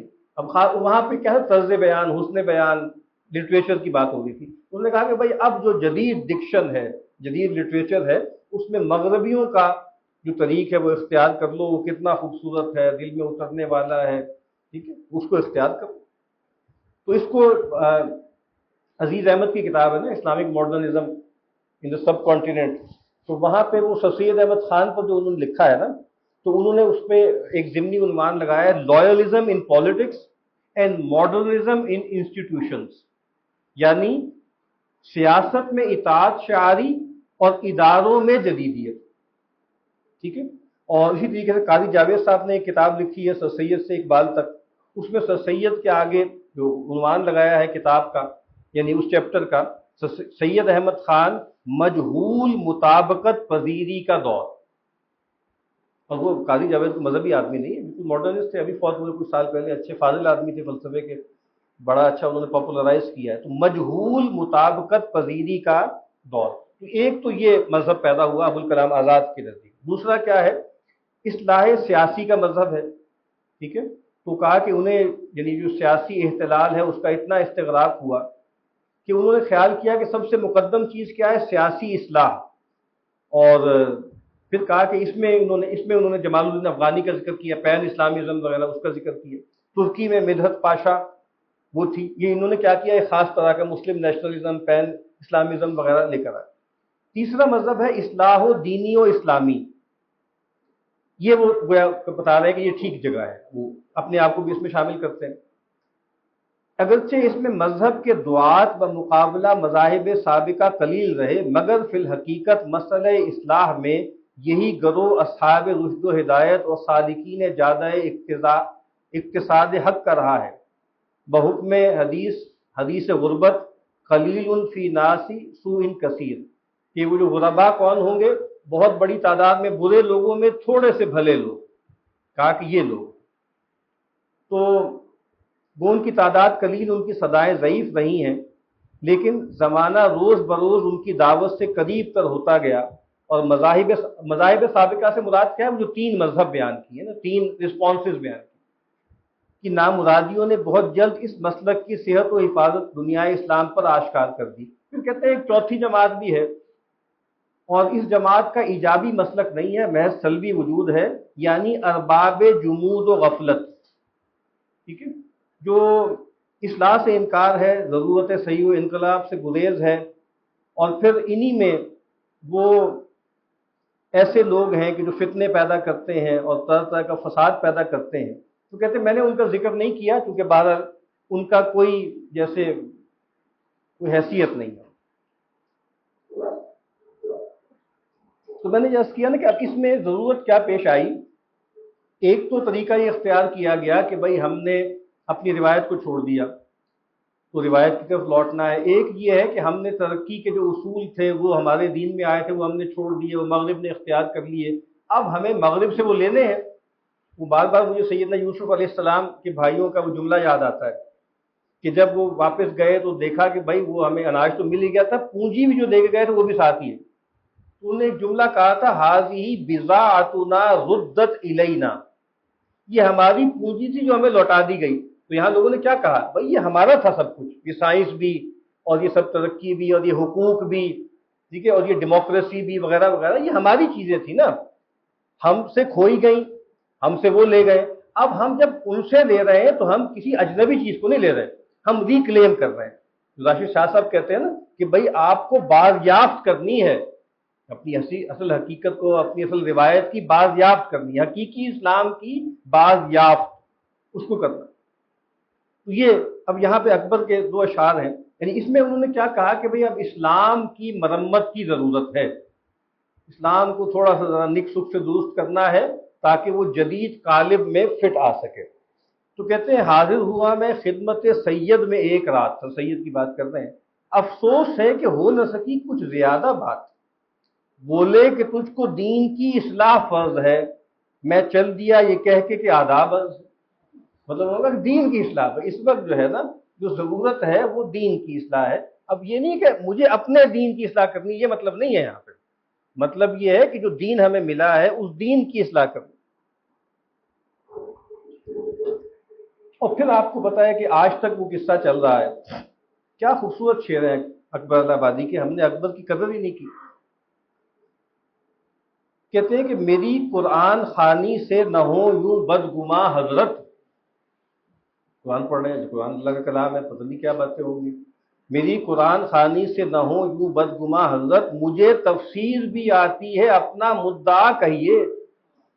کیا چاہتے ہیں آپ نکال دیتے ہیں اس میں سے. تو سلیم احمد کہتے تھے نا کہ اقبال ڈال اور اقبال سے نکال، تو وہ کہتے ہیں کہ مجھے ایک ریڈیو پہ تھے نا کہ مجھے کہا کہ آپ پاشی نظام پہ ایک فیچر لکھنا ہے، میں سر پکڑ کے بیٹھا ہوں، سمجھ نہیں آ رہی. ایک صاحب آگے میں کیا مسئلہ ہے، وہ کہا یہ کرنا، تو اقبال ڈال. وہ کہتا مجھے جو فارمولہ ملا پھر میں نے حق میں اقبال کو ڈالا. پھر کہتے ایک مطلب یہ، دوسرا اقبال سے نکال، ایک ہے اقبال ڈال اور ایک ہے اقبال سے نکال. تو اب اس قرآن سے بھی سب کچھ نکل سکتا ہے. تو وہ کہتے ہیں کہ بھائی آپ پریشان نہ ہو، یہ جو ہمارے یہاں کچھ لوگ بڑے بات ہرمیونیوٹکس کی بڑی ضرورت ہے، اور ہمیں تو ہرمیونیوٹکس کا پتہ ہی کوئی نہیں ہے. تو سارے جو ماڈل سے سر سید سے لے کے جناب ڈاکٹر فضل الرحمان سے لے کے غامدی صاحب تک، سب کا رٹا یہی ہے کہ قرآن کو صحیح سمجھنا ہے، نظم کلام ہے اور فلاں ہے اور ڈھما ہے اور سیاق و سباق ہے، اور وہ گڈیمر کی ڈبل موومنٹ ہے، پہلے جو ہے وہ آپ سوسائٹی سے ٹیکس کی طرف آئیں، پھر ٹیکس سے دوبارہ سوسائٹی کی طرف آئیں، اس سارے میں وہ سب کام پورا ہو جائے گا آپ کا جو آپ چاہتے ہیں. اور ایک اور بات جو کہتے ہیں سبحان اللہ، کہتے ہیں کھل گیا مصحف رخسار بتان مغرب، کھل گیا مصحف رخسار بتان مغرب، ہو گئے شیخ بھی حاضر نئی تفسیر کے ساتھ. جو ایجاد دنیا میں ہو جائے، جو تھیری نکل آئے، ایوولوشن وہ جو قرآن میں پہلے سے تھی، بگ بینگ وہ تو آیت میں بگ بینگ والی آیت ہے، جی آپ نے پڑھی نا بگ بینگ والی آیت، وہ یہ ہے. فلاں چیز آ گئی، کلوننگ وہ بھی اس میں ہے، اے آئی وہ بھی اس میں ہے، روبوٹکس بھی اس میں ہے. پتہ نہیں کیا علم غلم تھا اس میں سے برابر کیا، مطلب جو بھی ہے وہ آپ اس میں سے نکال دیں گے. تو پھر بات وہی ہے کہ نئی تفسیر کے ساتھ آپ آ جائیں گے. اور پھر اس میں جو بالکل آخری شعر جو کہا ہے نا اکبر نے، دیکھ کاریگری حضرت سید اے شیخ، دیکھ کاریگری حضرت سید اے شیخ، دے گئے لوچ وہ مذہب کو کمانی کی طرح. جہاں چاہو موڑ ہو جائے ملائم تو جدھر چاہے ادھر اسے موڑ. تو یہی کر دیا انہوں نے، سارا قصہ جو ہے وہ کر دیا. اب آپ دیکھیے چند باتیں میں عرض کرتا ہوں جو فکر اسلامی وجود میں آئی. ایک تو یہ ہے کہ وہ پوری فکر کیا ہے، اعتذاری ہے. اعتذاری کا مطلب کیا ہے، اپولوجیٹک ہے، معذرتیں پیش کر رہے ہیں. وہی کٹہرے میں کھڑے ہوئے ہیں، غلطی ہو گئی جی، غلطی ہو گئی، معافی دے دو. یا یہ کہ نہیں یہ تو ہم لوگ نہیں ہیں، یہ بڑے گندے لوگ تھے، یہ ہمارے لوگ نہیں. آپ کو پتہ ہے پورا ایک بیانیہ آیا کہ ایک ہوتا ہے ہسٹوریکل اسلام، یہ تاریخی اسلام ہے، اس میں پتہ نہیں کیسے کیسے لوگ آتے تھے. ایک ہے ٹیکسچول اسلام، وہ پیور اسلام ہے، پرسٹین اسلام ہے. ہم تو اس کو نہیں کرتے. یعنی اقبال نے کہا تھا نا، یعنی مارکسزم انقلاب آ چکا تھا، اور پھر مارکسزم کے بارے میں کہا کہ ان کا نعرہ کیا ہے کہ لا سلاطین لا کلیسا لا الہ، نہ کوئی سلطان ہے، نہ کوئی کلیسا ہے، اور نہ کوئی الہ. ایک لائن ہے اس میں جاتے ہیں. تو آپ نے اس کو کہا جاتا ہے رد تاریخ، رد تاریخ کا نظریہ. آپ نے ڈس اون کر دیا. آپ نے اپنے ملوک کو ڈسون کر دیا، آپ نے اپنے فقہا کو ڈسون کر دیا۔ ان کا فقہا کون ہے؟ یہ تو بادشاہوں کے لیے جو ہے وہ تعویلات گھڑتے رہتے تھے، اور علماء سلطان تھے۔ اچھا یہ محدثین کیا تھے؟ پرویز صاحب کیا کہتے ہیں؟ اجمی فتنہ، وہ جو حدیثیں سے گھڑ لی۔ تصوف کیا ہے؟ وہ غامدی صاحب کہتے ہیں کہ وہ متوازی دین ہے۔ کیا ہے آپ کے پلے؟ نہ فقہ کوئی چیز ہے، نہ کلام، کوئی کلام تو ویسے بدعت ہے، کلام بھی گیا، اس کے بعد جناب حدیث بھی گئی، تفسیر بھی گئی، فقہ بھی گئی، تصوف بھی گیا، پوری تاریخ کو ملوکیت کہہ کے آپ نے رد کر دیا۔ اب آپ کے پاس کیا ہے؟ کون ہے آپ لوگ؟ اب آپ کو کیا کرنا ہے؟ چھلانگ لگا کے قرون اولیٰ میں جانا ہے۔ اسی کو پروٹیسٹنٹ اسلام کہتے ہیں، کہ آپ پوری روایت کو، جو اجماعی روایت ہے، اس کا انکار کر دیں۔ کیوں انکار کرنا ضروری ہو رہا ہے؟ کہ بھئی اس پہ بڑے دھبے لگے ہوئے ہیں نا۔ علامہ اقبال نے کیا کہا تھا خطبہ الہ آباد میں، کہ بھئی اگر ہمیں موقع مل گیا، یہاں پر ایک گوشہ ہمیں مل گیا، تو اسلام کے چہرے پر دور ملوکیت میں جو دھبے پڑ گئے تھے اس کو ہم ہٹا سکتے ہیں۔ یہ سب دھبے ہیں جو آپ میں نے عرض کیے۔ تو یہ ہے اصل میں فکر اسلامی جو عہد استعمار میں وجود میں آئی۔ مثال کے طور پہ ماخذات دین کے بارے میں ہوا، جو مرزا حیدر دہلوی نے سیرت لکھی، پھر اس کے بعد علامہ شبلی نعمانی علیہ الرحمٰن نے لکھی، بہت اچھی کتاب ہے، ڈاکٹر ظفر صدیقی صاحب کی، سب کو پڑھنی چاہیے، شبلی بحیثیت سیرت نگار۔ انہوں نے بتایا ہے کہ شروع میں بڑے ہائے، انہوں نے بتایا کہ میں یہ کروں گا، میں وہ کروں گا، لیکن خود برت نہیں سکے اس درایت کو جو انہوں نے ذکر کی تھی شروع میں۔ اور کیا کیا انہوں نے؟ ایک ہوتا ہے اریجر، یعنی کولونیلزم میں ایک ہوتا ہے نا، ایک اریجر ہوتا ہے، ایک اومیشن ہوتی ہے، ایک سائلنس ہوتا ہے، یہ سب کیا انہوں نے۔ یعنی کچھ جو روایتیں تھیں کہ جس کی وجہ سے مسئلہ پیدا ہوتا ہے، وہ کہا کہ یہ تو روایتیں ضعیف ہیں، یہ ہم مانتے ہی نہیں۔ کچھ روایتیں جو ضعیف نہیں تھیں ان کو ویسے ہی کارپیٹ کے نیچے ڈال دیا، اس کو ذکر ہی نہیں کیا۔ آپ دیکھیں نا غلامی کے مسئلے میں، اور اسی طریقے سے جہاد کے مسئلے میں، تعدد ازواج، بہت سے مسئلوں میں شبلی نے یہ کام کیا۔ ایک ٹیکنیک ہے خاص طور کہ وہ کیونکہ صاف لگ رہا ہے کہ جیسے ان کے سامنے رکھنا ہے، جو اس وقت صاحب لوگ ہیں نا، اور وہ جو اورینٹلسٹ ہیں، وہ جو لوگ آ رہے ہیں، ان کے سامنے ایک ایسا رکھنا ہے کہ جو بے غبار ہو، اور تاکہ جو ہے کوئی الزام ہم پر نہ آ سکے۔ تو بہرحال یہ چیز پھر وہاں پہ ہمارے سامنے آتی ہے۔ اور پھر آپ کو پتا ہے کہ جہاد وغیرہ پہ سید امیر علی نے لکھا ہے، جو اسپرٹ آف اسلام ہے، وہ سب جہاد بیاد کا قصہ ہے۔ اب آپ دیکھیے جس دور میں سید امیری لکھ رہے ہیں، اسی میں مولانا سید ابو العلا مودودی بھی لکھ رہے ہیں علیہ الرحمۃ، کتنی چھوٹی عمر میں لکھ رہے ہیں، بالکل اپولوجیٹک نہیں، یعنی آج بھی وہ شاہکار کتاب ہے۔ تو آپ دیکھ رہے ہیں، آپ جسٹ سپوز کر کے دیکھ لیجئے، کبھی سید امیر علی کی کتاب کو رکھ لیجئے، سید مودودی کی کتاب کو رکھ، پتہ لگ جائے گا نا کہ بھئی کون کس جگہ پہ کھڑا ہوا ہے۔ لیکن وہ روح اسلام، اب دیکھیں روح میں بھی یہی ہے کہ بھئی ایک ہے قوانین وغیرہ، وہ تو اہم نہیں ہوتے، اصل تو اسپرٹ آف اسلام کو دیکھیں آپ کو پتہ ہے اسی کھیل کا نیا نام ہے مقاصد شریعت۔ مقاصد شریعت کو دیکھنا چاہیے، باقی چیزیں کوئی مطلب مقصود نہیں ہوتی، کوئی چور کا ہاتھ کاٹنا اور 4 بیویاں شیویاں، یہ سب باتیں ایسے نہیں ہیں، کوئی مقصود تھا اس کے پیچھے، اس مقصود کو حاصل کر لیں، اور باقی آپ جو ہے الفاظ کو، قوانین کو چھوڑ دیں۔ تو وہ جو آپ اسپرٹ آف اسلام تھی، اور وہ مقاصد شریعت میں بدل گئی۔ مقاصد شریعت امام شاطبی وغیرہ کیا اور معنوں میں تھا نا، لیکن آج اس کو انسٹرومنٹلائز کیا جا رہا ہے دین کی مرمت لگانے کے لیے، وہ سارا عمل آج تک جاری ہے۔ پھر ایک اور جو کام ہوا ہے وہ ہے منیملزم کا۔ 1900 میرا خیال ہے 30-32 میں ایک قاری صاحب تھے، قاری سرفراز حسین صاحب، وہ جاپان بھی جاتے تھے، تبلیغ کے لیے مبلغ تھے۔ تو ان کی ایک کتابچہ ہے، ریختہ میں پڑا ہوا، جدید علم کلام، بڑا چشم کشا ہے، اور ایک بہت ہی زبردست ٹائٹل ہے، وہ جیسے آج تک اسلامک ماڈرنزم کا موٹو ہے۔ آپ سنیے کتاب کا نام کیا ہے؟ اقل قلیل اسلام، یہ کتاب کا ٹائٹل ہے، جس کو ہم اسلامک منیملزم کہتے ہیں۔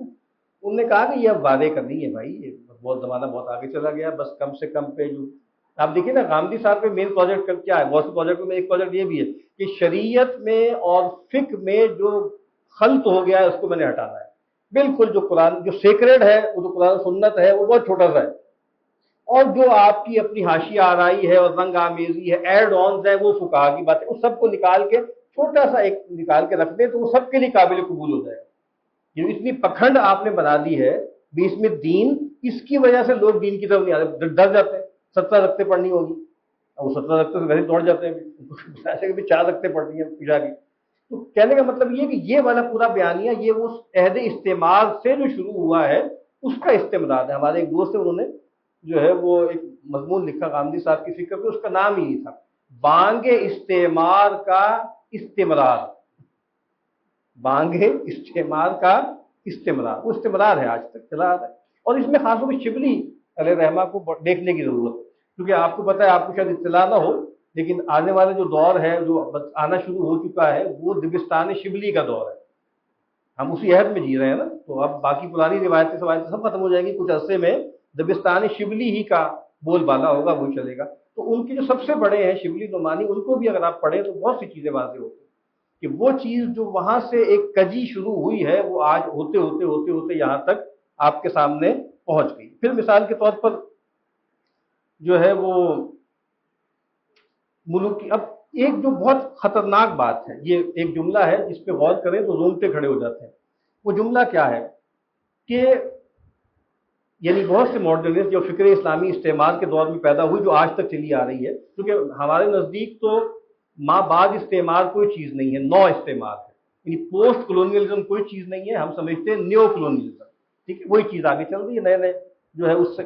تو وہ آپ دیکھیں وہ کیا کہتے ہیں کہ اسلام کے بہت سے آئیڈیلز تھے جو ابتدائی دور میں سامنے آئے، تھوڑا سا ایک جھلک دکھائی، اس کے بعد پھر 1300 سال تک 1200 سال تک وہ محجوب رہے. امت نے ان کو لپیٹ کے ایک طرف رکھ دیا. پھر انگریز بہادر آیا، پھر یورپ آیا، پھر مغرب والے آئے، انہوں نے آ کر وہ آئیڈیل ایکچولائز کر. یہ کوئی چھوٹا سکینڈل نہیں ہے، لیکن یہی بات ہے. یعنی غامدی صاحب کیا فرماتے ہیں کہ بھئی اصل میں تو جمہوریت تھی نا اسلام میں، ٹھیک ہے، اور شورائیت جمہوریت ہے، ہمارے یہاں آ گئی ملوکیت. ٹھیک ہے، تو اب جمہوریت کون لے کر آیا؟ آپ لے کر آئے، آپ کے یہاں ملوکیت ہی تھی. اس کا مطلب ہے اسلام کا ایک آئیڈیل تھا، وہ کس نے ایکچولائز کیا؟ انہوں نے. اسلام نے غلامی کو ختم کر دیا تھا، قرآن نے کیٹیگوریکلی کہہ دیا تھا کہ غلامی اب ختم ہے آج کے دن. فَإِمَّا مَنًّا بَعْدُ وَإِمَّا فِدَاءً. لیکن آپ نے تو نہیں کیا، چلتی چلی آ رہی. کس نے کیا؟ انگریزوں نے کیا نا، امریکہ میں ہوا. اس کے بعد اس کا آپ دیکھیں نا کہ کیا کہتے ہیں، اسی طرح حقوق ہے، یا مثال کے طور پہ اکویلٹی بیفور لا ہے، وغیرہ وغیرہ. تو حقوق انسانی کے تصورات ہیں، شروع دور میں تھے، کچھ صحابہ میں تھوڑے بہت آئے، اس کے بعد پھر ہم سب نے لپیٹ دیے. اب انگریز نے آ کر وہ سارے ایکچولائز کیے ہیں. اس پہ بھی آپ کبھی غور کر لیں گے تو پھر آپ کو جیسے آپ پر بات واضح ہو جائے گی. اور جس سے میں نے عرض کیا ہے کہ اس میں پیغمبر کی سنت کو خاص نشانہ بنایا گیا، سنت و سیرت و رسوا کو. یہ روڈ ٹو مکہ جو کتاب ہے محمد اسد کی، اس میں ایک پورا باب ہے حدیث پر بھی اور سنت پر بھی. کافی لمبا اقتباس تھا، میں نے ایک چھوٹا سا ٹکڑا نوٹ کیا ہے. وہ کہتے ہیں it is impossible to live according to the sunnah of our prophet and to follow the western mode of life at one and the same time.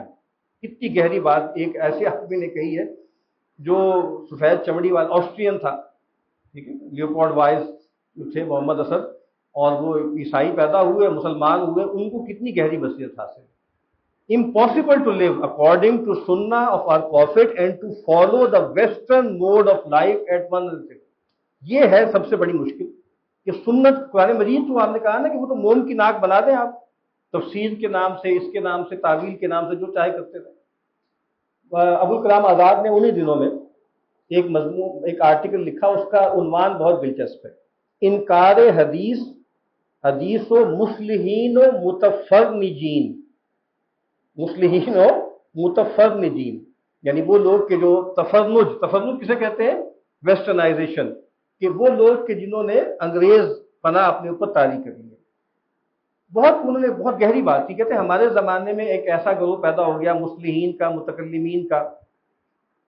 انہوں نے چاہا کہ اب اعتراضات ہو رہے ہیں نا، تعدد ازواج پر ہو رہے ہیں، اور پیغمبر کی خانگی زندگی پر ہو رہے ہیں، سیدہ عائشہ رضی اللہ تعالیٰ عنہ کی عمر پر ہو رہے ہیں، لونڈی غلام پر ہو رہے ہیں.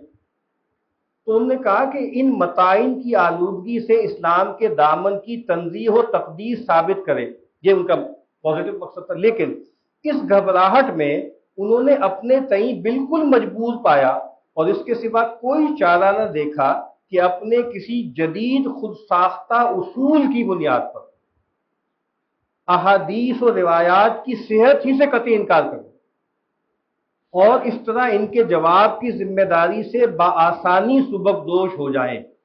جیسے وہ لطیفہ ہے نا کہ بھئی کوئی خاتون تھی، ان کو وہم تھا کہ بھئی میری اور جو ہے وہ گردے میں پتھری ہے، یہ ہے وہ ہے فلاں ہے، تو وہ ایک ڈاکٹر کے پاس گئے، انہوں نے کہا جی گردہ تو ہوتا ہی نہیں انسان جسم،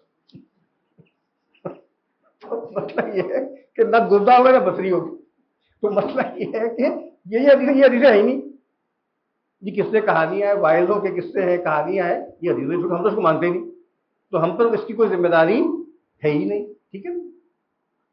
تو جس میں بجائے اس کے کہ وہ ان روایات کی حقیقت و اصلیت کو واضح کرتے، انہوں نے اس قسم کے مجتہدانہ اصول وضع کرنے شروع کر دیے جن کو اگر صحیح تسلیم کر لیا جائے تو معترضین کے فتنے سے بھی بڑھ کر ایک داخلی فتنہ عظیم اسلام میں پیدا ہو جائے، تو ہو گیا چلا آ رہا ہے۔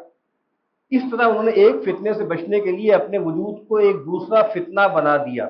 اب آگے ایک وہ مثال بیان کرتے ہیں، تمثیل کہتے ہیں دشمن نے چونکہ مکان کے شاگرد پیشہ پر قبضہ کر لیا تھا، ایک علاقہ ہے وہاں پہ قبضہ کر لیا دشمن، اس لیے اس کے ہلاک کرنے کے لیے پوری عمارت کو آگ لگا دی۔ کیا گہری بات کی کہ بھائی انہوں نے قبضہ کر لیا نا، تو اب قبضہ چھڑانے کا طریقہ کیا ہے کہ بھائی اس کو آگ ہی لگا دو، تو بھائی حدیثوں میں مسئلے پیدا ہو رہے ہیں نا، تو حدیث کا اکا ہی انکار کر دو کہ حدیث وہی تو کوئی چیز ہوتی نہیں، یا اگر ہوتی بھی ہے تو دین میں اس کی کوئی حیثیت نہیں ہے۔ عزیز من، یہ اسلام کی حمایت نہیں ہے، بلکہ یہ فتنۃ ولکن اکثر الناس لا یعلمون، اصل یہ ہے کہ یہ تمام نتائج جہل و بے خبری کے ہیں، اور وہ بے خبری ہمارے مخالفین اور ہمارے نئے حمات و مصلحین دونوں کے حصے میں آئی ہے۔ دیکھیں بے خبری وہ بھی ہے جو مستشرق کر رہے ہیں، جو عیسائی مشنریز کر رہے ہیں، لیکن بے خبری یہ بھی ہے کہ آپ اس کے مقابلے میں آ کے اتنے گھگیا جائیں، اتنے آپ پریشان ہو جائیں کہ آپ اس سب کا انکار ہی کرتے ہیں۔ تو پھر آپ کو پتہ ہے کہ اس میں ایک عمل ہوا ہے جس کو کہا جاتا ہے ڈی مائتھولوجائزیشن، یہ بائبل کے ساتھ کیا انہوں نے کہ اس میں سے میٹافزیکل چیزیں، معجزاتی چیزیں نکال دی۔ سید نے بالکل یہ کام کیا، اور سیدنا مسیح کو کیا کیا کہ وہ بیسیکلی ایک مورل ٹیچر تھے۔ اب دیکھیے سید سے لے کے غلام احمد پرویز سے لے کے ڈاکٹر فضل الرحمان سے لے کے آگے پیغمبر کیا تھے؟ پیغمبر ایک اخلاقی مصلح تھے، وہ اصلاح کے لیے آئے تھے، باقی یہ ساری چیزیں شریعت وریعت اور یہ قانون وغیرہ یہ اضافی بات ہے۔ یعنی وہ جو ایک صاحب ہے نا سوڈانی ہے، تو انہوں نے جو ہے وہ ان کے شیخ تھے محمود کر کے مصر میں، تو انہوں نے کہا کہ اصل میں قرآن کے دو حصے ہیں، ایک مکی قرآن ہے، ایک مدنی قرآن ہے۔ اصل جو بائنڈنگ ہے اور ابدی اور ایٹرنل ہے وہ مکی قرآن، مدنی قرآن تو ٹیمپورل ہے فور دا ٹائم بینگ تھا۔ کتنا اچھا شرٹ کر دیا نا کہ سارے مسئلے تو شریعت سے پیدا ہوتے ہیں نا، تو مکی قرآن میں کیا ہے؟ بنیادی اخلاقیات، بنیادی جو ہے وہ ایمانیات، جس کو الحکمہ کہا جاتا ہے، وہ ہے اصل میں۔ باقی تو ظاہری بات ہے کنٹینجنٹ ہے، فور دا ٹائم بینگ ہے، اس کو جیسے چاہے آپ مولڈ کر دیں۔ تو بس یہ کام یہاں پر ہوا ہے۔ یہاں پہ میں نے خاص طور پہ شبلی کے حوالے سے عالم خود میری ایک بڑے آدمی تھے، صاحب فکر آدمی، فلسفی ٹائپ آدمی تھے، ان کا میں ایک اقتباس پڑھتا ہوں۔ کہتے ہیں علماء کا گروہ ہر اس چیز کو جس پر جدید کا گمان ہو بغیر غور و فکر کے رد کرنے پہ تلا ہوا تھا۔ دنیاوی مسائل معاملات میں علماء کی قیادت کی گرفت کمزور ہو چکی تھی، کوئی دور استعمار کی بات ہو رہی ہے، لیکن مذہبی قیادت ابھی تک علماء قدیم ہی کے ہاتھوں میں تھی۔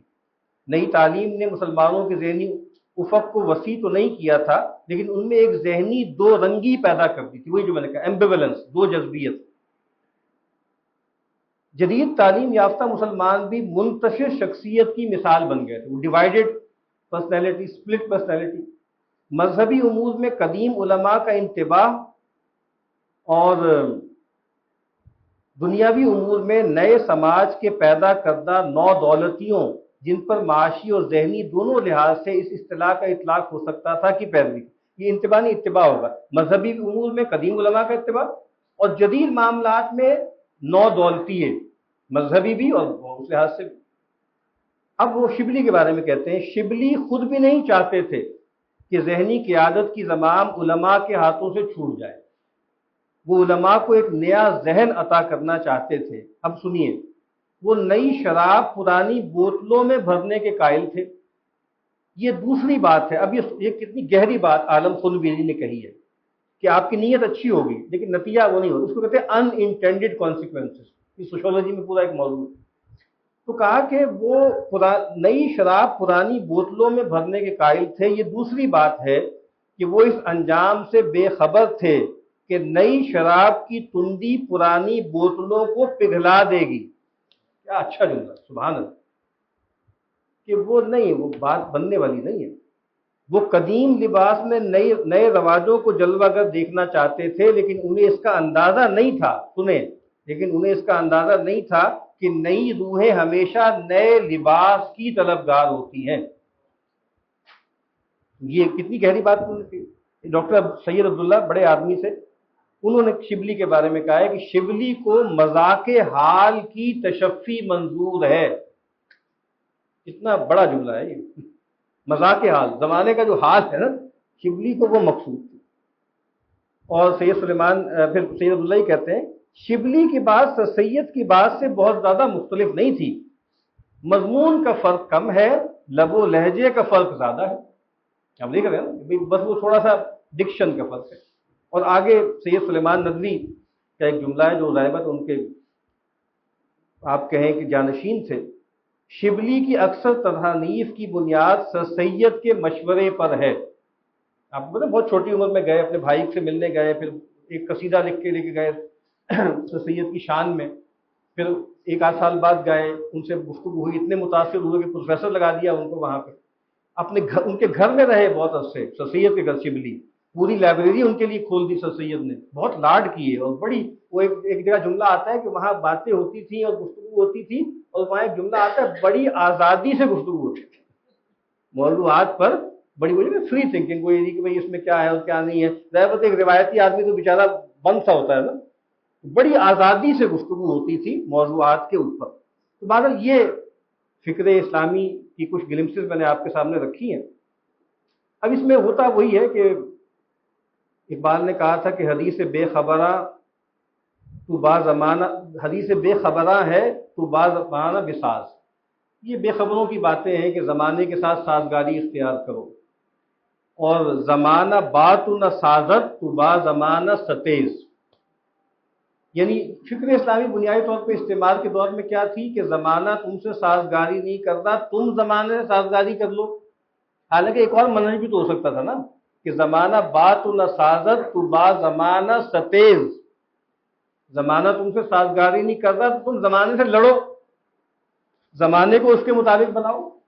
کیا اچھا شعر ہے کہ طبع بہم رسا کہ بسازی بعالم، یا تو بھائی ایسی طبیعت بہم پہنچاؤ کہ پورے زمانے سے لڑ جاؤ، یا بسازی بعالم، اس کے ساتھ سازگاری اختیار کر لو، بھائی یا تو ایسی طبیعت پیدا کر لو، کمپیٹیبل کر لو اپنے آپ کو بالکل ساتھ اس کے جو ہے وہ فکس کر لو، یا ہمت کہ از سر عالم توا گذشت، یا یہ ہمت پیدا کر لو کہ اس زمانے کو ٹرانسینڈ کر جاؤ، یہ بھی تو کر لو نا۔ لیکن بات یہاں پہ وہ نہیں کیا گیا، وہی منہج آج تک چل رہا ہے کہ بھائی ڈویبل کر لیں، ڈویبل کر لیں، جو کچھ ہے اس کو اسلامیہ لیں، رستہ نکال لیں، اسٹرکچرل گفتگو نہیں ہوتی اور اسٹرکچر پہ بات نہیں ہوتی۔ وہ اس کو کہا جاتا ہے نا کہ بھائی کہ کہتے ہیں جس کو ریڈیکل تنقید کہتے ہیں، ریڈیکل کا مطلب یہ ہوتا ہے جس کا تعلق جو ہے جڑ سے ہو، تو آپ جو ہے شاخوں آنکھوں پہ آپ کرتے رہے، معاملات وہ چلتے رہے گا۔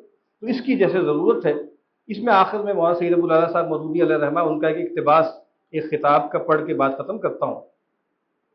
مغربی تہذیب کے ساتھ جن قوموں کا تصادم ہوا ان میں سے بعض تو وہ تھیں جن کی کوئی مستقل تہذیب نہ تھی، بعض وہ تھیں جن کے پاس اپنی ایک تہذیب تو تھی مگر ایسی مضبوط نہ تھی کہ کسی دوسری تہذیب کے مقابلے میں وہ اپنے خصائص کو برقرار رکھنے کی کوشش کرتی، بعض وہ تھیں جن کی تہذیب اپنے اصول میں اس آنے والی تہذیب سے کچھ بہت زیادہ مختلف نہ تھی۔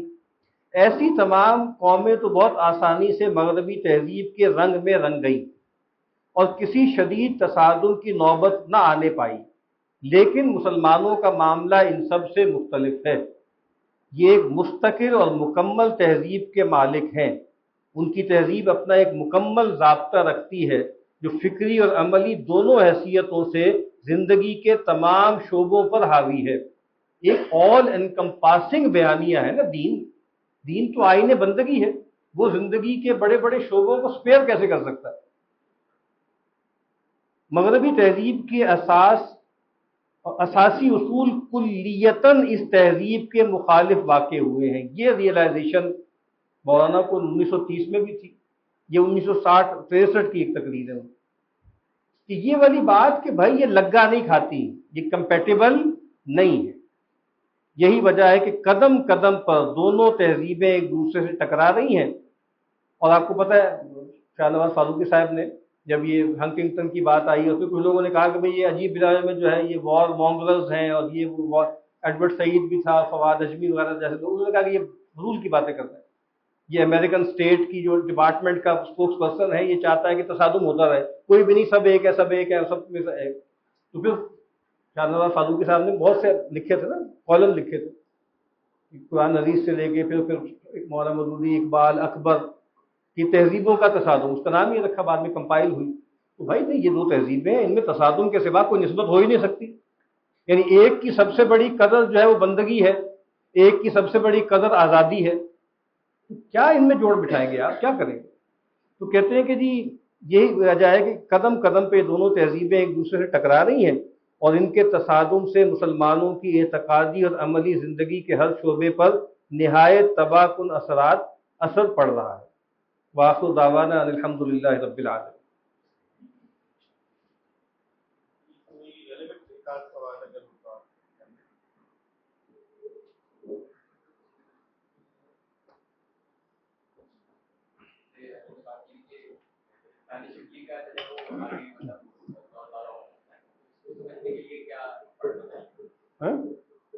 غامدی صاحب کو سنتے رہیں بس، ان سے ان کو فالو کرتے رہیں بس. دبستان شبلی وہ کہتے ہیں نا کہ اصل میں دو مکاتب فکر تھے، دو دبستانیں تھیں، انہوں نے دو ریاستیں قائم کی، دونوں فیلڈ اسٹیٹس ہیں. ٹھیک ہے، تو علی گڑھ نے پاکستان پیدا کیا اور دیوبند نے جو ہے وہ طالبان کا افغانستان پیدا کیا. تو اب جو بیچ کی راس کے لوگ ہیں نا، جو اصلی تھے خالص لوگ، وہ آئیں گے، ان کا دور آنے والا ہے. اب تیرا دور بھی آنے کو ہے، فقر غیور، تو اب ان کا دور آنے والا ہے. وہی کہتے ہیں یہ بات، کچھ باتیں تھوڑی. اور دبستان شبلی بغیرہ ان کی اپنی ٹرم ہے، اس کو بیان کرتے ہیں اور یہ بھی کہتے ہیں کہ اب اس کا دور ہے. یہ پرانی ریڈنڈنٹ باتیں اور یہ پرانی فرسودہ باتیں اب ختم ہو جائیں گی. اب بالکل ایک نیا ورژن آئے گا اور وہ آ ہی رہا ہے، آپ دیکھ ہی رہے ہیں.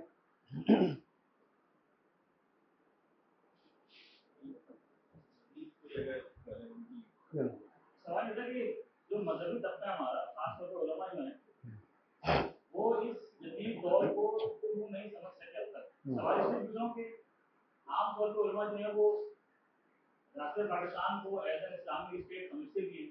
تمام قوانین کو جو بظاہر نیشن اسٹیٹ ہے، قومی ریاست تبدیل ہو چکی ہے اور آج کی ماڈرن اسٹیٹ ہے، وہ اس کو اس طرح امپلائی کرتے ہیں جیسے کہ اللہ کے نبی نے جو ریاست اصول بتائے.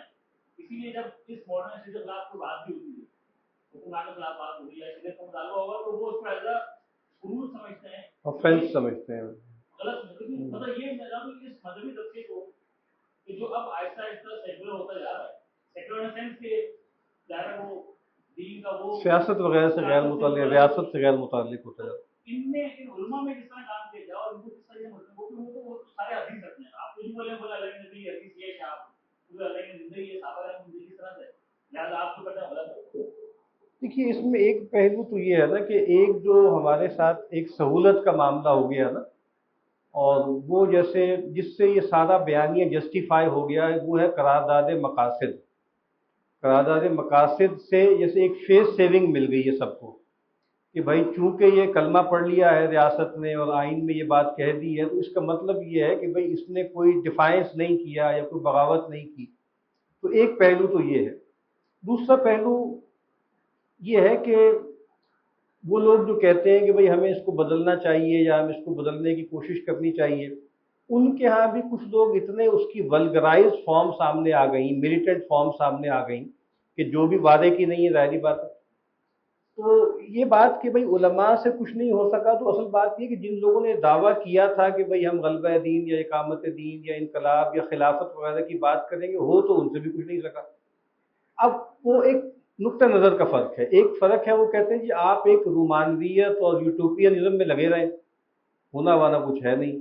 ایک یہ ہے کہ بھائی جو ڈویبل ہے وہ کر لیں. वही बात, जो स्पेस जहाँ मिल रही है उसको इस्तेमाल कर लें। और ऐसा नहीं है कि उनको इसकी अहमियत का एहसास नहीं, बिल्कुल एहसास है, लेकिन उनको जैसे अपनी औकात का भी पता है कि हमारी औकात क्या है और हमें कितना मार्जिनलाइज कर दिया गया है। और फिर आपने बिल्कुल ठीक फरमाया कि भाई जदीद रियासत के डायनामिक्स को भी हम नहीं समझते, लेकिन माफ़ कीजिएगा, ये डायनामिक्स को ना समझना सिर्फ उलमा में नहीं है, बल्कि ये इस्लामी इनकलाबियों का भी यही हाल है। उनको भी कुछ पता नहीं है, वो भी ये ख्याल करते हैं कि ये सारा जो मशीनरी है इस पर गंदे लोग काबिज हैं, गंदे लोग हट जाएंगे, अच्छे लोग आ जाएंगे तो बिल्कुल स्मूथ हो जाएगा। तो मुझे तो यहाँ भी कोई ख्याल इतना कोई बड़ा नज़र नहीं आता। अब वो वाहिल हल्लाक ने किताब लिखी तो हमारे कुछ दोस्त बहुत नाराज़ हो गए। उनको लगता है कि ये किताब जो है, जैसे वो है ना, माँ जी की चादर चोरी हो गई थी, उन्होंने कहा कि सारा मेला जो है मेरी चादर चुराने के लिए लगाया गया। तो उन्होंने कहा कि भाई शायद वाहिल हल्लाक का सारा थीसिस जो है वो असल में चाहते हैं कि लोग इनकलाब की जद्दोजहद न करें या हुकूमत के लिए कोशिश न करें। ये मतलब उस किताब का नहीं है भाई। वो तो बताना चाह रहे हैं कि भाई अगर तुमने कब्जा कर भी लिया कल को, एक एक सूबे में तो कर लिया था ना बिला शिरकत गैर, कल पूरे मुल्क में भी कब्जा मिल जाएगा तो होना हमारा कुछ भी नहीं है, क्योंकि स्ट्रक्चर में इतने बड़े बड़े मसाइल हैं कि उसको अगर आप सामने नहीं रखते तो फिर वो यानी फिर एकदम आपको एक शौक लगेगा, जैसे हमारे बादशाह सलामत को लगा था जब वो हाकिम बने थे 2018 में। उनका ख्याल था कि वो मुगल बादशाह हैं और वो पूरे हुक्म देके ये सब हो जाएगा। जब वो आदमी वहां जाता है, उसको कुछ ब्रीफिंग दी जाती है, उसको पता लग जाता है कि पल्ले कुछ भी नहीं है, एक तो हमारे पल्ले कुछ नहीं है और ताकत किसके हाथ में है वो भी उसको पता लग जाता है। तो ये बातें, इसका शऊर इन लोगों में भी तो होना चाहिए ना कि भाई किसके हाथ में, वेयर द पावर स्टॉप्स, तो वो हमें पता होना चाहिए वो कहाँ पर है। तो कोई भी आदमी बहुत ही ज्यादा, जिसे कहते हैं ना कि बहुत अच्छी नीयत के साथ और इरादों के साथ भी आएगा तो फिल वक्त इस स्ट्रक्चर में कोई खास कर नहीं सकता। वो थोड़े बहुत हल्के फुल्के जो है टुच मरम्मत जिसको कहते हैं ना, वो टुच मरम्मत तो हो सकती है, इससे ज्यादा कोई मतलब बड़ा काम नहीं हो सकता।